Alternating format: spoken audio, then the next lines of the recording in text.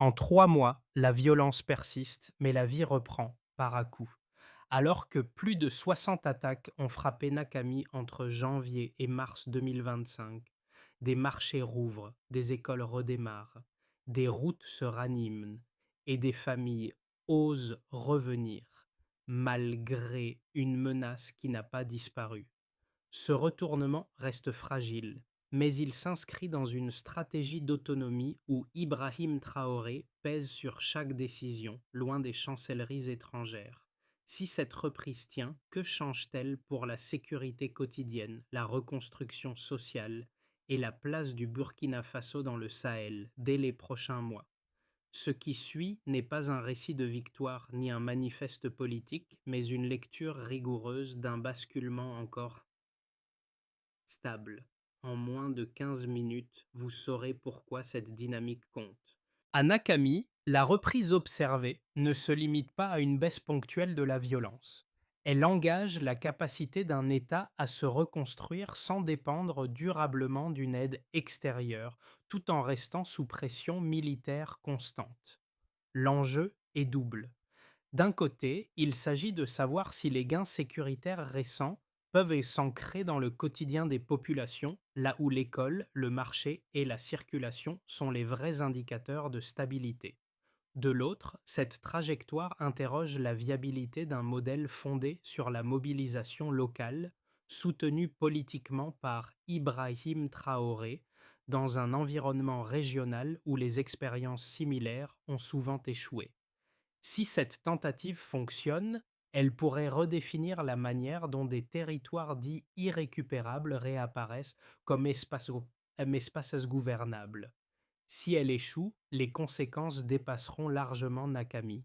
Entre janvier et mars 2025, plus de 60 attaques ont frappé la région de Nakami. Pourtant, dans le même intervalle, des villages ont recommencé à se remplir et des infrastructures clés ont rouvert. Cette coexistence de la violence et du retour à la normalité constitue la première donnée centrale à comprendre car elle marque une rupture avec la dynamique d'effondrement observée les années précédentes. Pour saisir ce paradoxe, il faut revenir au point de départ. Nakami faisait partie de ces zones classées comme quasi perdues, où la peur avait vidé les villages, interrompu l'école pendant plus de 2 ans et paralysé les échanges locaux. La logique dominante était simple. Sans sécurité totale, aucun retour durable n'était possible. Or, depuis début 2025, une autre séquence s'est enclenchée. La pression militaire s'est maintenue, mais elle a été accompagnée d'un redéploiement plus fin combinant armée régulière et volontaire pour la défense de la patrie, avec une présence plus visible sur les axes de circulation. Ce changement d'approche s'inscrit dans une orientation politique assumée par Ibrahim Traoré, qui privilégie la reconquête progressive du terrain plutôt qu'une promesse de pacification immédiate. L'objectif n'est pas l'éradication rapide de la menace, mais la réduction suffisante de l'insécurité pour permettre aux habitants de reprendre des décisions quotidiennes. Une fois la peur contenue, même partiellement, les comportements évoluent. Les marchés rouvrent d'abord de manière sporadique, les enseignants reviennent prudemment, puis les familles cessent un retour limité. Un sous-officier présent depuis 18 mois à Nakami décrit cette phase comme un basculement psychologique avant d'être militaire. Lorsque les routes cessent d'être totalement désertes, la perception du risque change. Cette dynamique reste fragile, mais elle explique pourquoi, malgré des attaques toujours présentes, un mouvement inverse a commencé à prendre forme. Pour comprendre comment cette reprise s'incarne concrètement, il faut quitter la vue d'ensemble et suivre des trajectoires locales. À Nakami, les premiers signaux ne viennent ni d'annonces officielles ni de communiqués militaires, mais d'initiatives modestes, souvent portées par des acteurs ordinaires. Un enseignant raconte son retour dans une école restée fermée plus de 2 ans. Les premières journées se déroulent dans un silence lourd, puis les élèves reviennent, hésitants, avant que les routines ne se réinstallent. Ce retour n'est pas seulement pédagogique, il marque une réappropriation du quotidien. Même logique du côté des marchés. Leur réouverture ne signifie pas une reprise économique complète, mais elle recrée un espace social où l'information circule et où la confiance se reconstruit par petites touches. Des commerçants reprennent leurs étals quelques heures par jour, testent les flux, observent les routes. Cette prudence est révélatrice d'une stabilité en construction non acquise. Ces micro-changements ont un effet cumulatif. Lorsque plusieurs villages montrent des signes de vie simultanément, la perception collective bascule. Les familles qui étaient réfugiées dans des zones plus sûres commencent à envisager des retours temporaires. Les agriculteurs, eux, évaluent la possibilité de retourner aux champs, même si la production reste limitée. L'impact précoce de cette dynamique n'est donc pas mesuré en chiffres spectaculaires, mais en décisions individuelles répétées. C'est là que la stabilisation commence, quand la peur recule juste assez. Les événements récents à Nakami suivent une chronologie marquée par des rebondissements. Après une année 2024 dévastatrice, marquée par des attaques incessantes, une forme de stabilité fragile a commencé à s'imposer début 2025. Le mois de janvier a vu un nombre record d'assauts insurgés, mais c'est à partir de février que les signes d'une reprise locale ont émergé. La dynamique militaire a évolué, les forces armées régulières se réorganisant pour renforcer les zones les plus vulnérables, tandis que les volontaires pour la défense de la patrie, VDP, ont intensifié leur présence dans les villages. Le 15 février, un changement notable se produit. Les routes menant à Nakami sont dégagées, permettant aux premiers convois de commerçants de circuler. Les attaques diminuent de manière significative, de plus de 60 à 30 durant le mois suivant, un chiffre qui reste élevé mais montre une tendance à la baisse.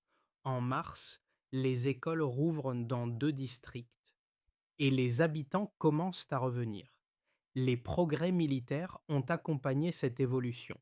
Des positions insurgées sont neutralisées et le contrôle du terrain par les forces burkinabées devient plus visible. Cependant, les progrès sont également influencés par des facteurs sociaux. Les leaders locaux, appuyés par Ibrahim Traoré, ont multiplié les réunions communautaires pour organiser la reconstruction collective, un processus qui se déroule sans fanfare, mais avec une résilience croissante. En parallèle, les structures de gouvernance locale sont réactivées. Les autorités burkinabées, à travers des initiatives ciblées, rétablissent les services de base comme l'accès à l'eau et l'électricité. C'est une bataille en plusieurs fronts. Les forces armées mènent des offensives tactiques, mais la reconstruction passe aussi par l'implication directe des populations locales. Les infrastructures essentielles sont remises en état, mais l'important est la manière dont les communautés réagissent à ce qu'elles perçoivent comme un signal de la reprise. Les chiffres du retour à la vie civile sont lents mais significatifs. Selon les rapports militaires, 72% du territoire sous contrôle gouvernemental à la mi-2025 représente un tournant comparé au mois précédent. La reprise des échanges commerciaux est un autre indicateur. Les marchés se remplissent lentement de produits agricoles et les routes sont réhabilitées, permettant la circulation des convois. Pourtant, tous les indicateurs économiques ne sont pas positifs. Le volume des échanges reste faible et le secteur agricole est encore loin d'atteindre une autonomie complète. Les ressources locales sont limitées et les difficultés économiques, bien qu'atténuées, persistent. Cependant, c'est l'engagement des acteurs locaux qui fait la différence.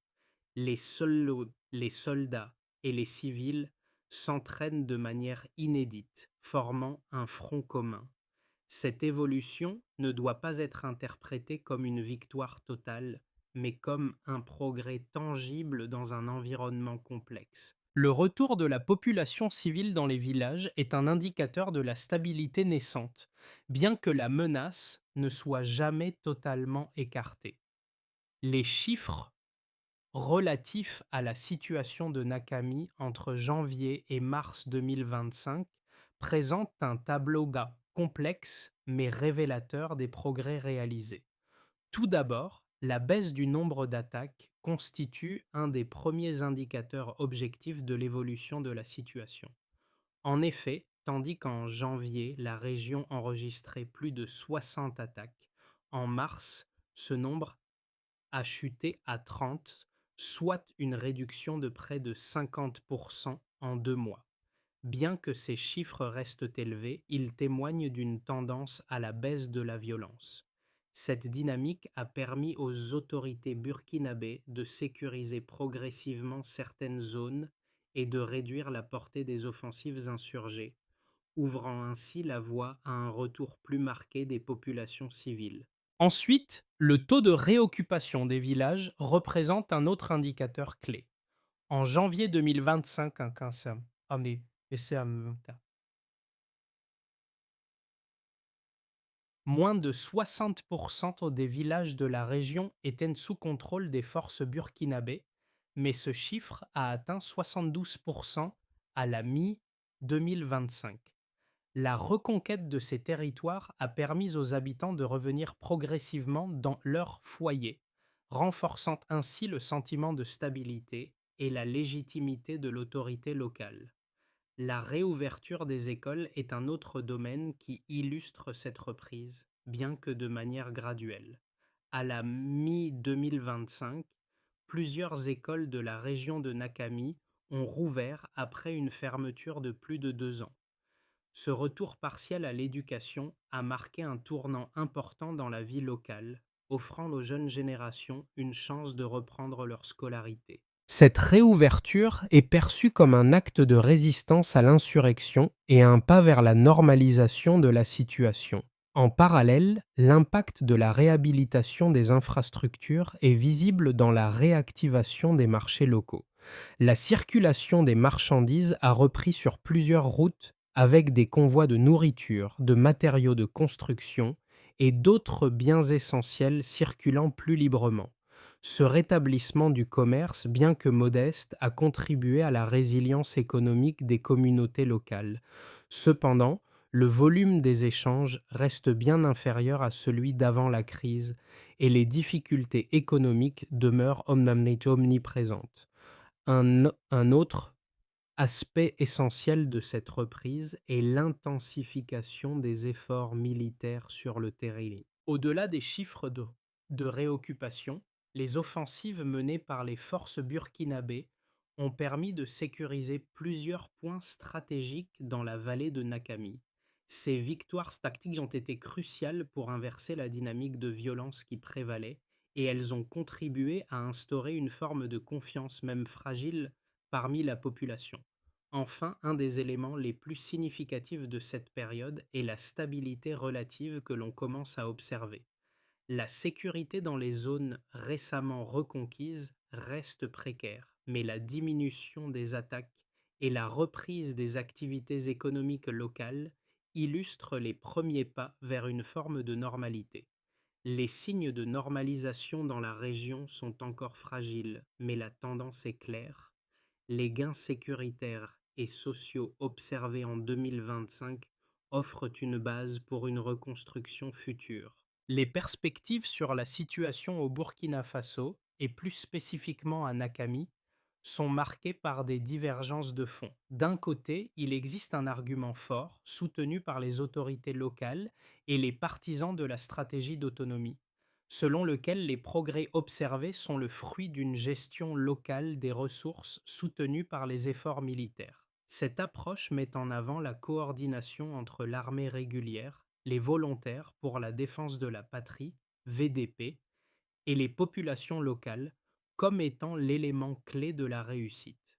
Ces défenseurs soulignent que la réouverture des écoles, la reprise des marchés et la stabilisation relative de certaines régions sont des preuves tangibles que cette stratégie fonctionne, au moins sur le court terme. De l'autre côté, il y a un point de vue plus sceptique qui considère ces avancées comme fragiles et insuffisantes. Les critiques pointent le fait que les groupes insurgés ne sont pas totalement éradiqués et que la baisse des attaques pourrait être un simple repositionnement stratégique de leur part, plutôt qu'une victoire durable. Selon eux, la faiblesse économique persistante, le manque d'infrastructures robustes et la dépendance continue aux ressources extérieures laissent entrevoir un avenir incertain. Ils avertissent que la stabilité obtenue pourrait être éphémère si les conditions de sécurité ne sont pas consolidées et que les efforts de reconstruction économique ne s'accélèrent pas. Cependant, au centre de cette discussion se trouve un équilibre fragile. Les progrès réalisés sont réels, mais leur pérennité dépendra de plusieurs facteurs cruciaux: la capacité de maintenir la sécurité à long terme, le développement économique local et l'intégration des populations dans ce processus de reconstruction. L'opinion majoritaire semble convenir que, bien que les résultats soient encourageants, il reste encore beaucoup à faire pour assurer la durabilité de cette reprise. Ce qui est indéniable, c'est que la situation de Nakami représente un test pour les théories de la souveraineté locale et de la reconstruction sans aide extérieure. Ce changement ne se limite pas à une simple réadaptation locale, mais propose un modèle en gestation qui pourrait redéfinir les bases de la souveraineté au Sahel. Le retour progressif des populations et la réactivation de la vie civile à Nakami ne sont pas seulement le signe d'une normalisation fragile, mais annoncent un possible modèle pour d'autres régions confrontées aux mêmes défis. Les structures communautaires, activées par la stratégie d'Ibrahim Traoré, ont joué un rôle décisif dans cette transformation.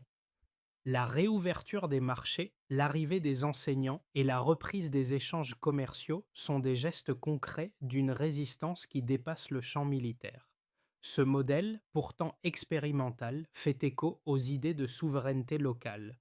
Dans un contexte où la présence internationale reste perçue avec scepticisme, la réussite de ce modèle pourrait encourager d'autres pays du Sahel à adopter une approche similaire, avec une gestion plus autonome de leur sécurité et de leur développement. Toutefois, il demeure une question centrale. Ce modèle peut-il vraiment résister aux tensions externes et aux risques d'insurrection qui persistent? Les impacts des changements observés à Nakami dépasse largement les frontières de la région. D'un côté, cette reprise a des conséquences directes sur les habitants. Le retour à la vie civile dans les villages dévastés ne concerne pas seulement la sécurité, mais aussi la capacité des familles à reconstruire leur quotidien. La réouverture des écoles et des marchés, même à une échelle modeste, a permis de redonner de l'espoir aux populations qui avaient été privées de bases élémentaires pendant des années. Ce changement est visible à travers les yeux des jeunes générations, pour qui ces retrouvailles avec la normalité marquent un tournant. Ces jeunes, en retournant à l'école, retrouvent une chance d'avenir, même fragile. Leur retour à l'éducation devient non seulement un acte de survie, mais une victoire symbolique sur les forces insurgées. Les entreprises aussi, bien que modestement, commencent à se redéployer. Les petites entreprises locales, souvent liées à l'agriculture, se réactivent progressivement, ce qui leur permet de réengager les chaînes d'approvisionnement. Ce renouveau économique, bien qu'encore partiel, s'accompagne d'une nouvelle dynamique sociale et commerciale qui permet à la région de renouer avec des échanges essentiels. Les ménages, eux, retrouvent de la possibilité de subvenir à leurs besoins grâce à la réouverture des routes commerciales. L'accès à des produits essentiels devient possible à nouveau, même si les volumes échangés restent faibles. Ce commerce, bien qu'encore limité, offre un espoir de survie et un signal de retour à une forme de stabilité. Enfin, au niveau régional, la situation de Nakami pourrait bien constituer un test pour les zones voisines du Sahel. La réussite de ce modèle de reconstruction pourrait inspirer des solutions similaires dans d'autres régions en proie à des conflits, montrant qu'une gestion locale autonome et une collaboration accrue entre autorités militaires et civiles peuvent fonctionner, même dans des contextes de guerre asymétriques. Cependant, la réplicabilité de ce modèle reste sujette à caution. La stabilisation de la région dépendra de nombreux facteurs, notamment le soutien à long terme pour l'économie locale et le maintien de la pression sécuritaire. À moyen terme, trois scénarios plausibles émergent concernant la situation de Nakami et, par extension, celle du Burkina Faso. Ces scénarios se fondent sur les progrès réalisés jusqu'à présent, mais tiennent également compte des risques qui persistent. Le scénario le plus probable à ce stade est celui d'une stabilisation progressive à Nakami, mais sans avancée spectaculaire. La violence diminue de manière continue. Les forces burkinabées maintiennent une présence suffisante pour sécuriser les zones critiques et les échanges commerciaux restent relativement modestes. Les écoles continuent à rouvrir, mais à un rythme lent, et la reconstruction économique se fait par petites étapes. Bien que l'on assiste à une amélioration générale, la transition reste fragile et il est peu probable que la situation devienne totalement normale dans un futur proche. La réoccupation des villages se poursuit, mais les tensions demeurent et la menace des groupes insurgés, bien qu'affaiblie, n'a pas disparu. Une lecture plus optimiste envisage un renforcement de la coopération entre les forces locales et régulières, ce qui permettrait d'étendre la zone sécurisée au-delà de Nakami. L'accélération de la reprise économique et de la réouverture des écoles favorise le retour des populations dans un grand nombre de villages. Cette dynamique pourrait renforcer l'idée d'un modèle local de gestion de la souveraineté et de la sécurité, inspirant d'autres régions du Sahel. Dans ce scénario, l'économie locale se redresse plus rapidement et la stabilité commence à devenir plus durable. Si ces progrès se poursuivent, le Burkina Faso pourrait se doter d'une nouvelle forme de résilience face à la violence persistante dans la région. À l'inverse, une hypothèse plus sombre décrit un cas où les efforts de sécurisation échouent à s'ancrer durablement. La baisse des attaques pourrait être temporaire et les groupes insurgés, bien que plus faibles, restent présents. Les les tensions sociales et économiques ressurgissent à mesure que les ressources locales s'amenuisent et les avancées dans le domaine de la reconstruction se ralentissent. L'économie reste fragile et les marchés peinent à redémarrer. La menace d'une nouvelle escalade de la violence devient plus tangible et la population commence à se désillusionner. Dans ce contexte, la dynamique de retour à la normalité pourrait être inversée et Nakami risquerait de replonger dans un état de crise prolongée. Quel que soit le scénario, une chose est claire. Le succès de la reprise dépendra d'un équilibre fragile entre la sécurisation durable, la reconstruction économique et l'intégration des zones récupérées dans un système économique stable. Pour certains acteurs humanitaires et responsables politiques, cette histoire offre une réflexion sur la résilience des populations face à l'adversité. Ils voient dans cette dynamique un potentiel modèle à suivre dans d'autres zones de conflit, notamment dans le Sahel. Ils s'interrogent sur la possibilité de reproduire ce modèle de réconciliation et de reconstruction sans dépendre exclusivement de l'aide internationale.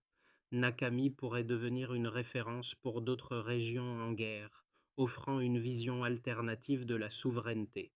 Pour d'autres publics, plus intéressés par la politique régionale, la situation rappelle les défis contemporains auxquels le Sahel fait face. La région reste un terrain d'expérimentation pour des stratégies de décentralisation et de résilience. La question sous-jacente est de savoir si le Burkina Faso, soutenu par Ibrahim Traoré, pourra redéfinir sa place dans un environnement mondial qui ne cesse d'évoluer. L'importance d'une gouvernance locale renforcée et l'engagement des communautés sur le terrain sont des éléments clés de cette transformation, mais l'incertitude persiste quant à la pérennité de ces changements. Enfin, pour des citoyens et des communautés locales en dehors du contexte immédiat, de manière plus personnelle, il s'agit de réfléchir à l'importance de la solidarité et de l'autonomie dans des situations extrêmes. Le retour à la normalité dans des contextes aussi fragiles fait écho à l'idée de résilience humaine. Pour eux, l'histoire de Nakami représente un modèle de reconstruction qui pourrait inspirer d'autres régions confrontées à des défis similaires. Pour garantir que les progrès réalisés à Nakami ne soient pas éphémères, une feuille de route claire et pragmatique est indispensable. Trois étapes clés peuvent aider à maintenir la dynamique de reconstruction et à stabiliser la situation à long terme. D'abord, il faut assurer une sécurisation continue des zones critiques. Les forces de sécurité doivent en maintenir une présence régulière dans les zones nouvellement sécurisées, tout en mettant en place des patrouilles mobiles pour anticiper les incursions ennemies. Cela inclut également la surveillance des routes commerciales et la sécurisation des points d'accès aux villages réoccupés. L'indicateur de succès sera la réduction continue des incidents sécuritaires dans ces zones sur une période de 3 à 6 mois. Ensuite, il est essentiel de réactiver les services de base et la gouvernance locale. Il s'agit de rétablir les services publics dans les zones récemment sécurisées, réouverture des écoles, des dispensaires et des points d'eau. Ces actions doivent être accompagnées d'une réorganisation de la gouvernance locale pour renforcer l'autonomie des communautés. Le nombre d'établissements réouverts et le taux de fréquentation de ces services seront les principaux indicateurs de succès. En parallèle, des comités locaux, en collaboration avec les autorités, devraient être mis en place pour gérer les ressources de manière plus autonome. Enfin, il convient de renforcer la stabilité économique à travers des initiatives locales. La relance de l'agriculture, la réhabilitation des marchés locaux et la stimulation de petites entreprises devraient être des priorités pour améliorer la résilience économique. Des programmes de microcrédit et de soutien à l'entrepreneuriat local pourraient être mis en place pour encourager la production locale et dynamiser les échanges commerciaux. Le volume des échanges commerciaux et le taux d'intégration des petits commerces dans le réseau économique local serviront de baromètre pour évaluer les progrès. La mise en œuvre de cette feuille de route nécessitera des ressources constantes et une coordination efficace entre les acteurs locaux et nationaux. Si ces étapes sont franchies avec succès, Nakami pourrait servir de modèle pour d'autres régions du Sahel. Nakami n'est pas simplement d'une région en reconstruction, mais un symbole vivant de résilience face à l'adversité.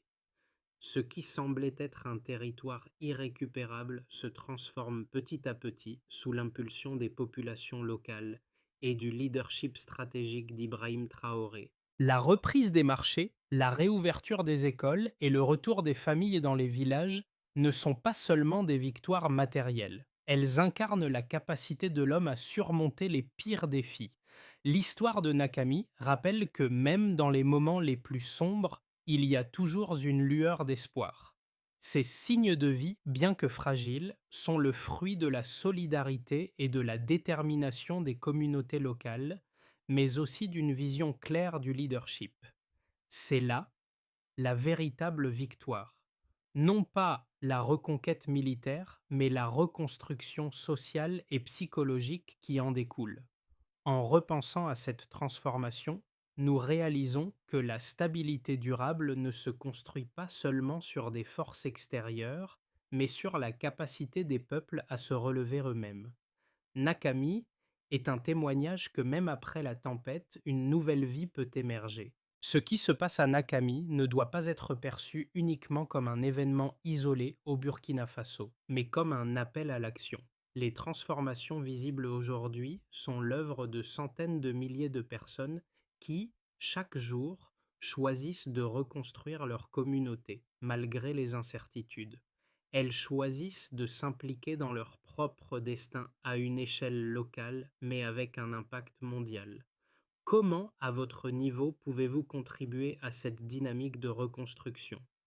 La résilience des communautés, la coopération entre les acteurs locaux et la solidarité sont les clés pour transformer cette région du Sahel.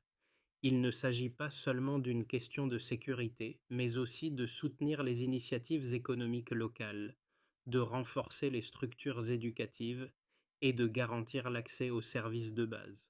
Que vous soyez acteur local, entrepreneur ou citoyen engagé, il existe de nombreuses façons d'agir, même modestement, pour aider à ancrer ces progrès dans la durée. Rejoignez-nous dans cette transformation. Ensemble, nous pouvons faire en sorte que le modèle de Nakami ne reste pas une exception, mais devienne une source d'inspiration pour d'autres régions en quête de résilience.